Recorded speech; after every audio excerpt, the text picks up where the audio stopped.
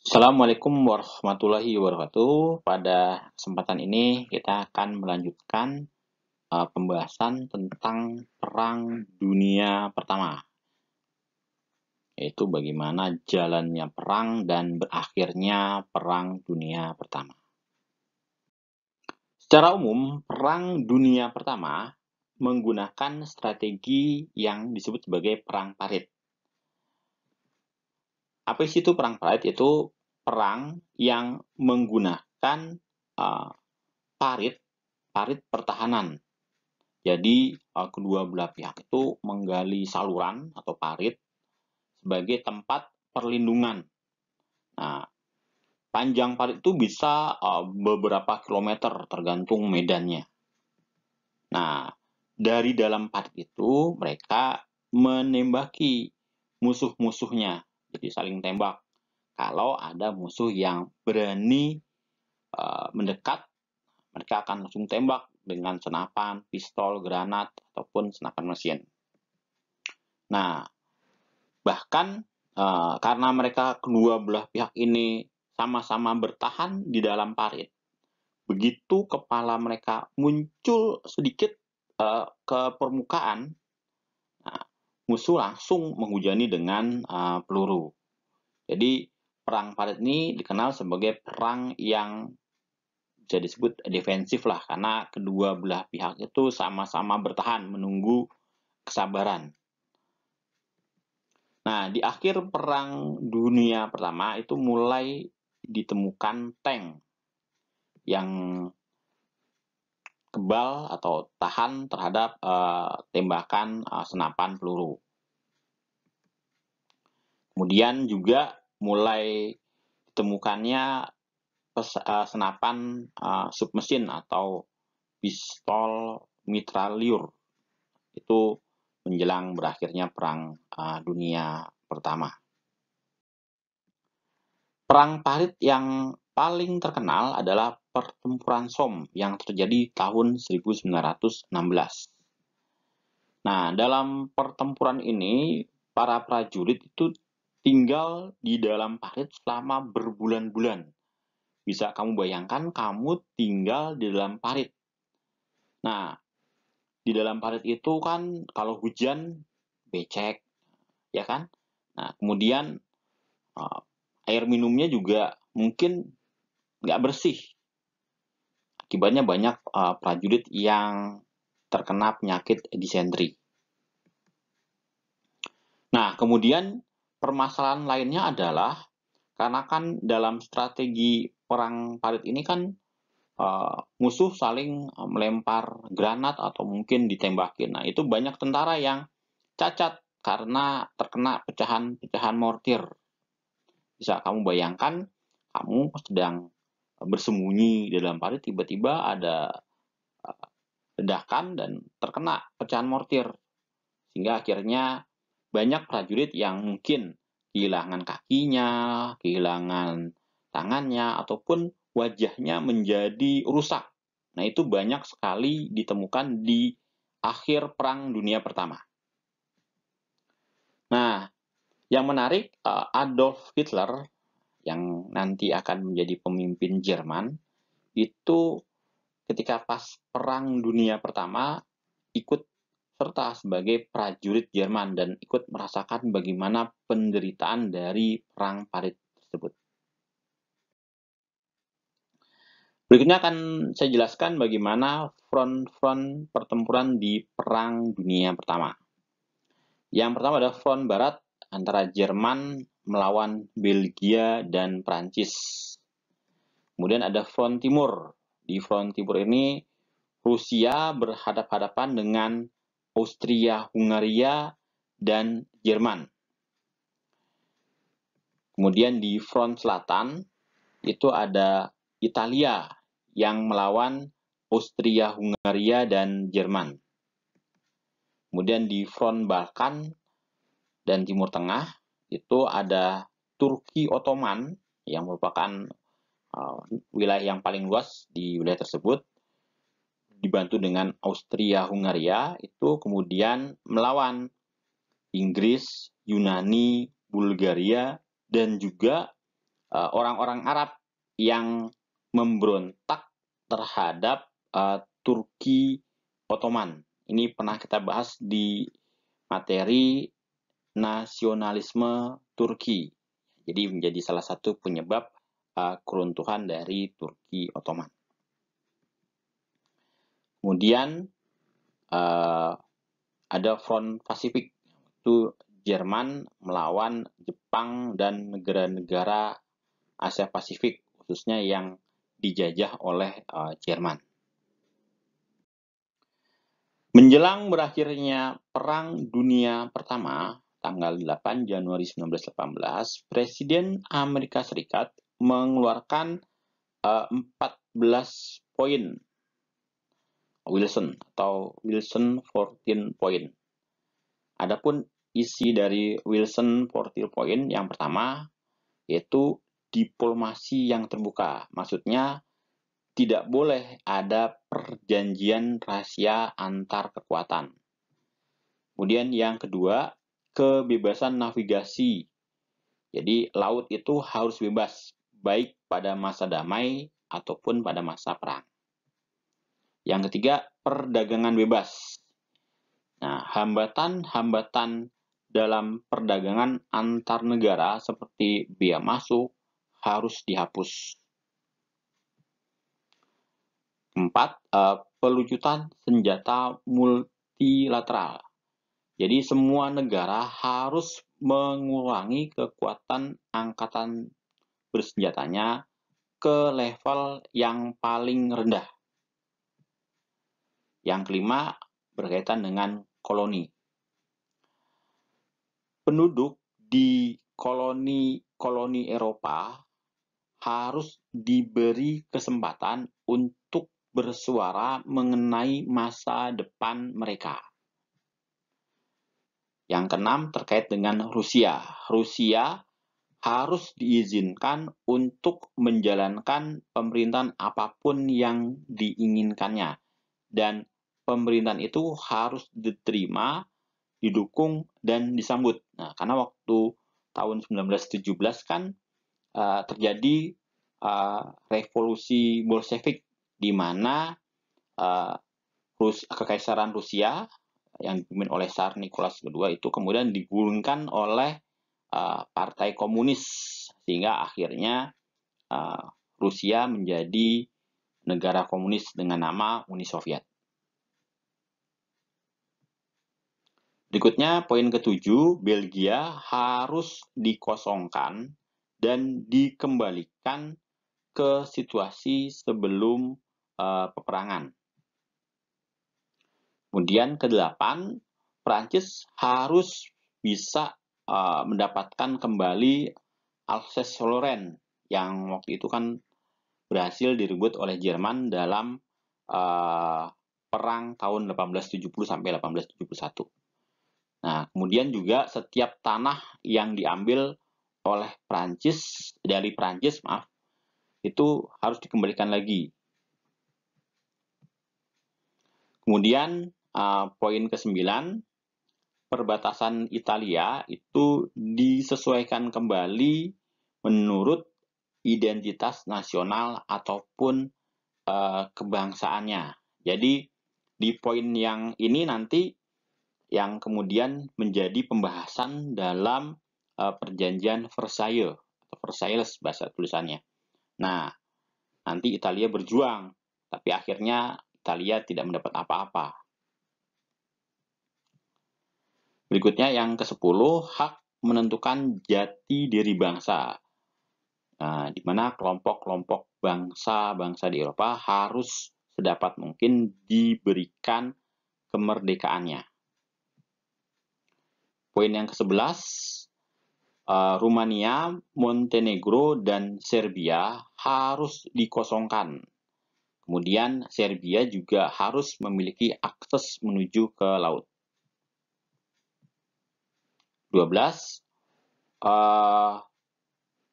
Wilayah yang sebelumnya dikuasai oleh Turki Ottoman, kan Turki Ottoman kan punya wilayah yang luas tuh di Balkan, Timur Tengah, itu diberikan kebebasan untuk menentukan nasibnya sendiri. Nah, sejak itu banyak muncul negara-negara baru.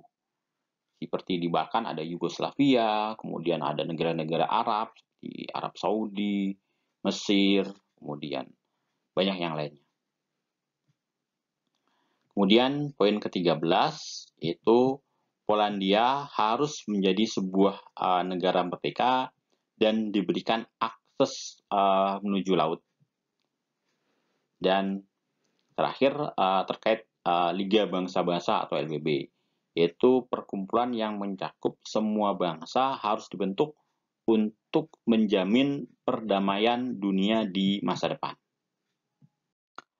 Berikutnya kita akan membahas tentang bagaimana berakhirnya Perang Dunia Pertama. Keterlibatan Amerika Serikat dalam Perang Dunia Pertama membuat situasi Jerman semakin sulit.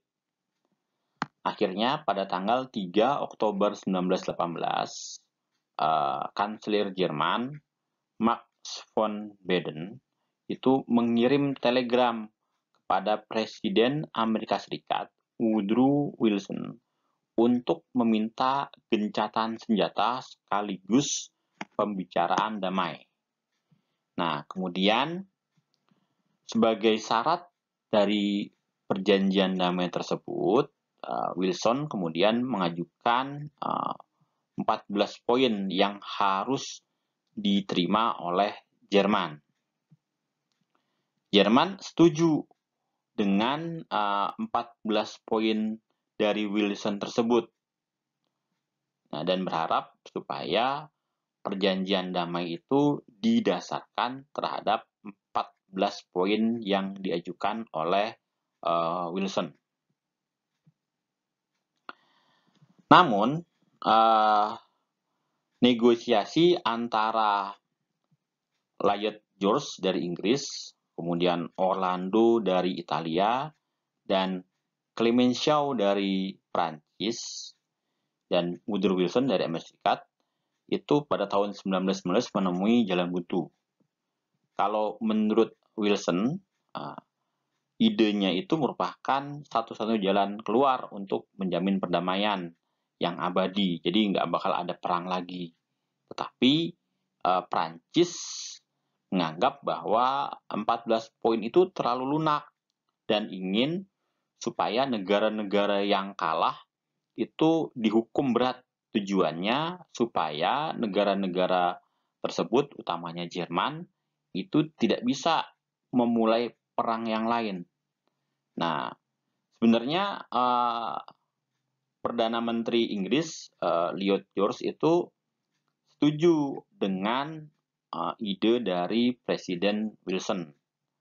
Akan tetapi waktu itu banyak orang-orang yang sakit hati dengan Jerman. Jadi orang Inggris yang sakit hati dengan tindakan Jerman, sehingga apalagi waktu itu kan mau ada pemilu. Jadi pemilu di Inggris dan Lloyd George itu akan mencalonkan diri kembali. Nah, si Lloyd George ini khawatir posisinya nanti dalam pemilu itu tidak terpilih lagi, sehingga akhirnya dia lebih mendukung idenya Prancis dibanding idenya Wilson. Pada tanggal 28 Juni 1919, Jerman dipanggil ke Istana Versailles untuk menandatangani perjanjian damai. Nah, Jerman awalnya berharap isinya nggak beda jauh sama Wilson 14 Point. Ternyata isi perjanjian Versailles itu beda jauh sama Wilson 14 Point. Perjanjian Versailles ini memuat 440 klausul. 26 klausul itu berkaitan dengan pembentukan LBB dan 414 klausul berisi hukuman bagi Jerman. Ini isi perjanjian Versailles.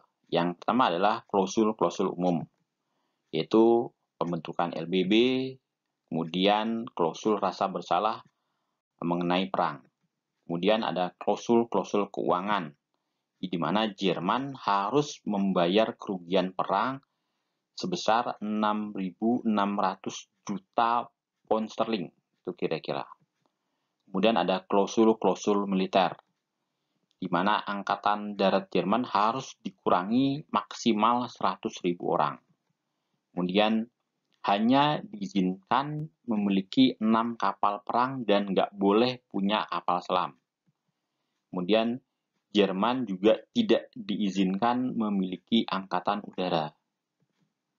Dan wilayah Rhineland itu dilakukan demilitarisasi atau dikosongkan dari tentara Jerman. Kemudian ada klausul-klausul teritorial, di mana Jerman tidak boleh berkoalisi dengan Austria. Kemudian Jerman juga kehilangan sejumlah wilayah. Jerman itu kecewa ketika mengetahui isi perjanjian Versailles, tapi Jerman tidak punya pilihan lain selain menandatanganinya. Menurut Jerman, perjanjian Versailles ini dinilai terlalu keras dan berlebihan. Kemudian Jerman juga merasa bahwa harga dirinya diinjak-injak dalam perjanjian Versailles ini, dan juga Jerman tidak mampu untuk membayar kerugian perang sebesar itu. Selain perjanjian Versailles antara sekutu dengan Jerman, terdapat pula perjanjian lain seperti perjanjian Saint-Germain, yaitu perjanjian antara sekutu dengan Austria yang ditandatangani pada tanggal 10 September 1919. Perjanjian berlangsung di Château Saint-Germain, Prancis. Isi dari perjanjian ini adalah yang pertama, Austria kehilangan kurang lebih 60% dari wilayah kekuasaannya. Kemudian pembatasan kekuatan militer Austria dan pembubaran negara Jerman Austria atau Konfederasi Jerman Austria. Berikutnya adalah perjanjian Neuilly. Merupakan perjanjian antara sekutu dan Bulgaria. Berlangsung di kota Neuilly, Prancis, tanggal 27 November 1919. Isinya, Bulgaria harus membayar kerugian perang kepada pihak sekutu, kemudian pembatasan kekuatan militer Bulgaria, mengakui eksistensi kerajaan Kroasia, Serbia, dan Slovenia, dan kemudian menyerahkan kawasan pantai Aegea kepada Yunani. Berikutnya adalah perjanjian Trianon. Merupakan perjanjian antara sekutu dengan Hungaria.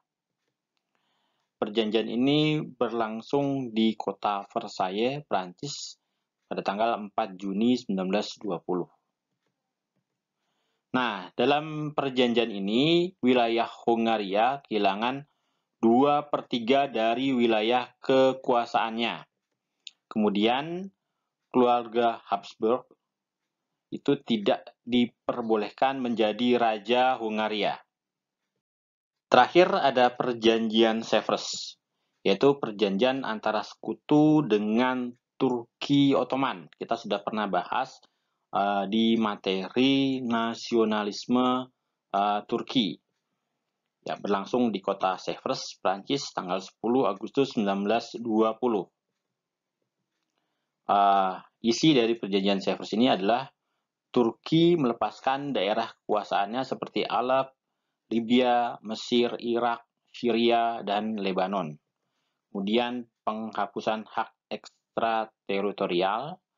Kemudian sekutu berkuasa atas pengendalian kekuatan militer Turki Ottoman, pemberian otonomi yang luas terhadap etnis Kurdi. Etnis Kurdi adalah etnis yang beragama Islam tapi yang Syiah. Berikutnya kita akan membahas tentang bagaimana dampak politik, ekonomi, sosial, budaya Perang Dunia Pertama bagi dunia.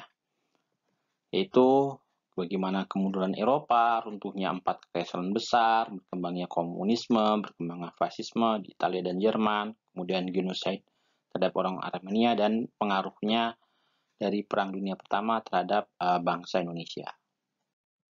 Kita mulai dari kemunduran Eropa di dalam segala bidang.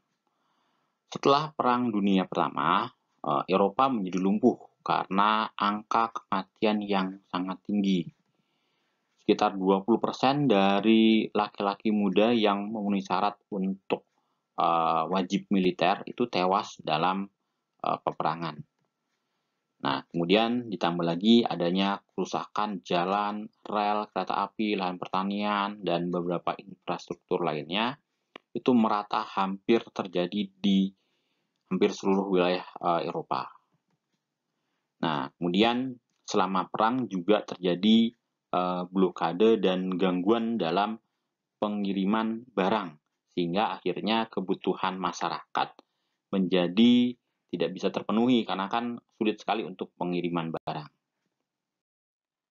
Dampak berikutnya adalah runtuhnya 4 kekaisaran besar seperti Jerman, Kekaisaran Rusia, Kekaisaran Austria-Hungaria, dan Turki Ottoman. Dari keruntuhan itu kemudian membuka jalan bagi terbentuknya sejumlah negara-negara baru.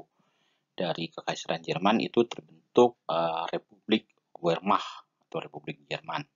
Kemudian dari Kekaisaran Rusia itu terbentuk Uni Soviet. Kemudian dari Kekaisaran Austria-Hungaria itu terbentuk Republik Austria dan Republik Hungaria yang terpisah sampai sekarang.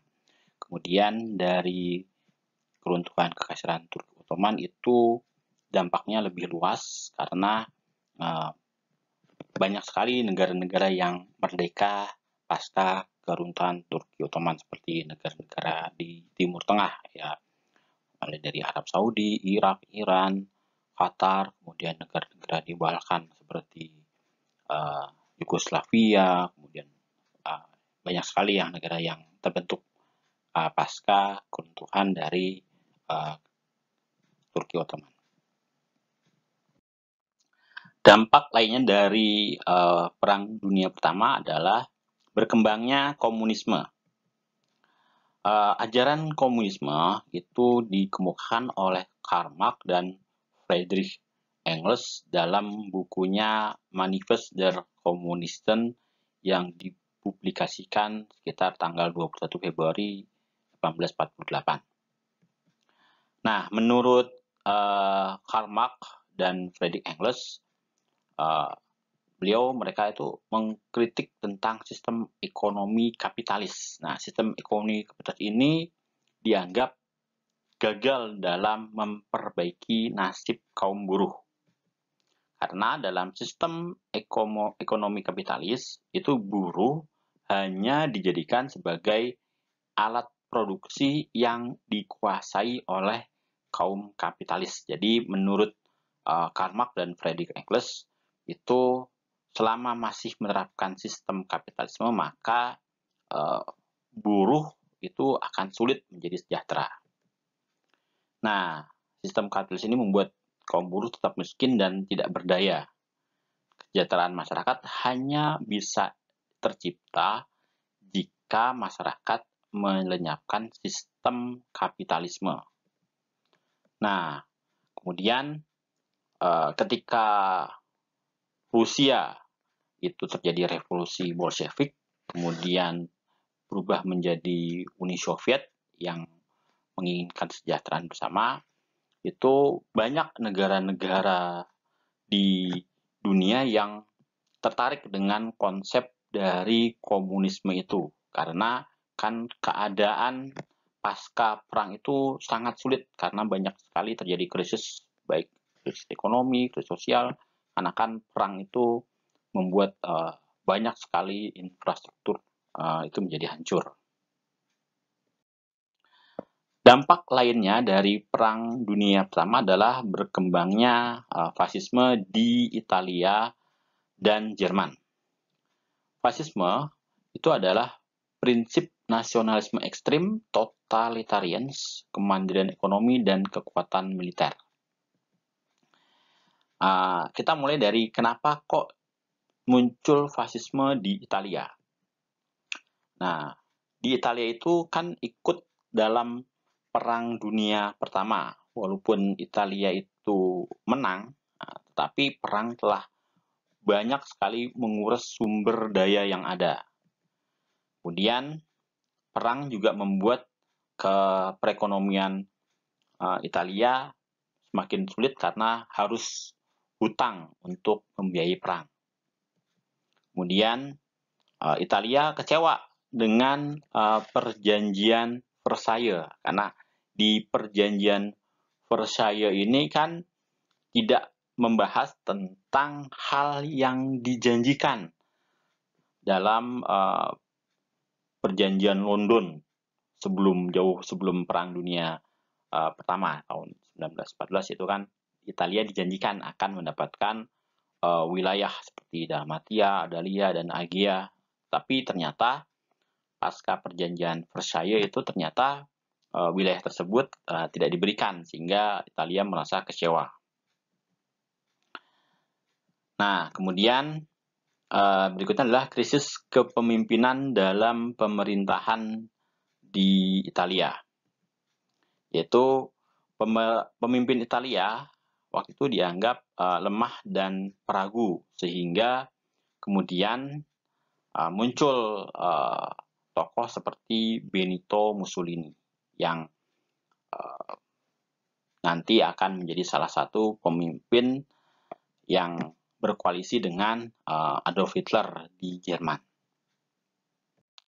Adapun penyebab fasisme di Jerman yaitu Jerman ingin membalas kekalahannya dalam Perang Dunia Pertama, kemudian Republik Weimar yang menggantikan Kekaisaran Jerman itu dianggap tidak mampu mengatasi krisis ekonomi. Apa indikasinya?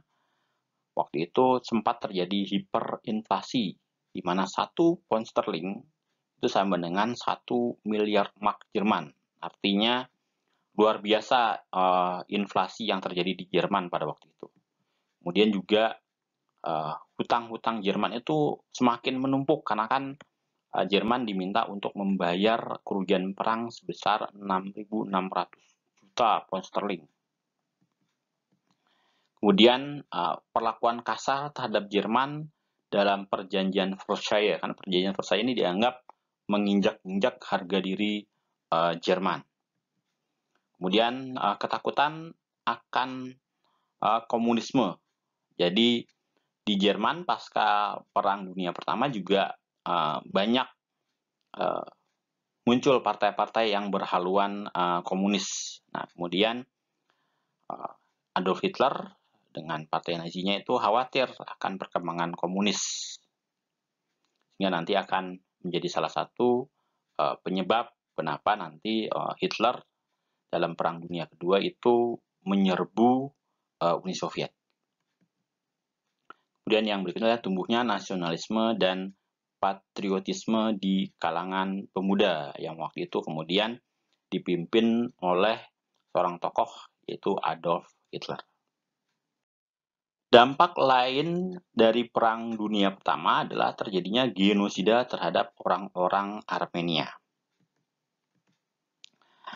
Sejak abad ke-15, Armenia itu berada di bawah kekuasaan Turki Ottoman.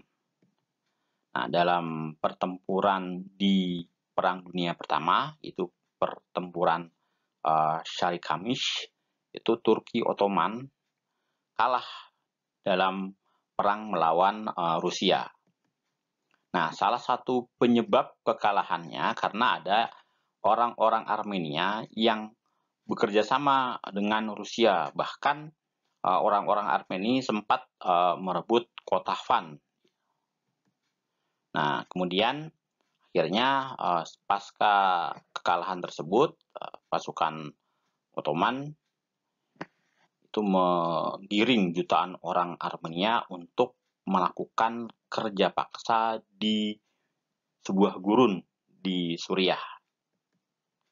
Nah, sekitar 1,5 juta orang Armenia itu meninggal dalam perjalanan menuju gurun Suriah maupun ketika kerja paksa Penyebabnya karena kelelahan, sakit, maupun kelaparan karena memang kurang sekali asupan.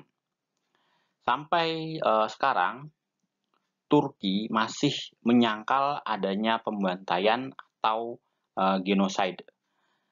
Namun mereka mengakui bahwa memang terjadi kematian secara besar-besaran yang terjadi karena peperangan dan hal-hal yang terkait seperti penyakit dan kelaparan. Menurut Turki, hal ini tidak terjadi secara sengaja.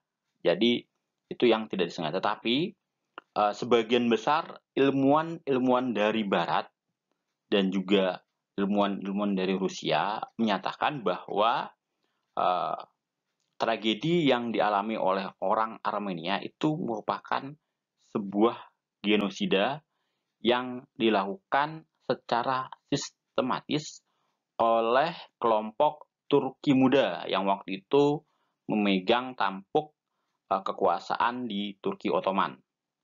Nah, sampai sekarang ini sudah ada 22 negara yang mengakui bahwa peristiwa yang menimpa orang-orang Armenia sebagai genocide.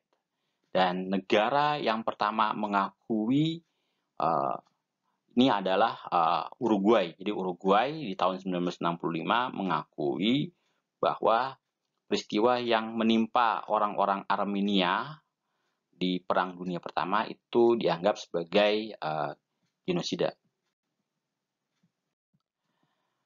Berikutnya kita akan membahas bagaimana pengaruh Perang Dunia Pertama bagi Indonesia. Di Perang Dunia Pertama itu kan kita mengenal tentang Wilson 14 Point. Nah, Wilson 14 Point ini dalam perkembangannya akan meningkatkan gerakan nasionalisme. Kemudian pengaruh yang lain adalah berkembangnya paham komunis di Indonesia. Kita mulai dari doktrin Wilson. Dalam doktrin Wilson tersebut ditegaskan tentang pengakuan terhadap hak menentukan nasib sendiri. Nah, sehingga organisasi-organisasi pergerakan Indonesia, salah satu contohnya adalah Perhimpunan Indonesia, itu mencantumkan asas perjuangan self-help atau menolong diri sendiri dan self-reliance atau mengandalkan diri sendiri. Itu sesuai dengan doktrin Wilson. Kemudian terkait dengan perkembangan paham komunis, itu paham komunis dibawa masuk ke Indonesia oleh Snefrit. Nah, Snefrit tahun 1914 itu membuat organisasi yang bernama ISDV. Tapi ISDV itu sulit berkembang, kemudian baru berkembang pesat ketika Snefrit mengajak tokoh seperti Semaun dan Darsono yang waktu itu juga terlibat dalam organisasi Sarekat Islam di Semarang. Nah, sejak saat itulah kemudian paham komunis menyebar dengan pesat. Jadi dari SI Semarang itu kemudian menjadi SI Merah. Kemudian ketika terjadi pemutihan, itu Haji Umar Said Cokroaminoto meminta supaya orang nggak boleh ada yang anggota yang ibaratnya terlibat dengan organisasi lainnya. Kemudian SI Semarang ini kemudian menjadi Partai Komunis Indonesia atau PKI sampai tahun 1965. Oke, sekian dulu yang bisa saya sampaikan pada kesempatan ini. Kurang lebihnya mohon maaf. Wassalamualaikum warahmatullahi wabarakatuh.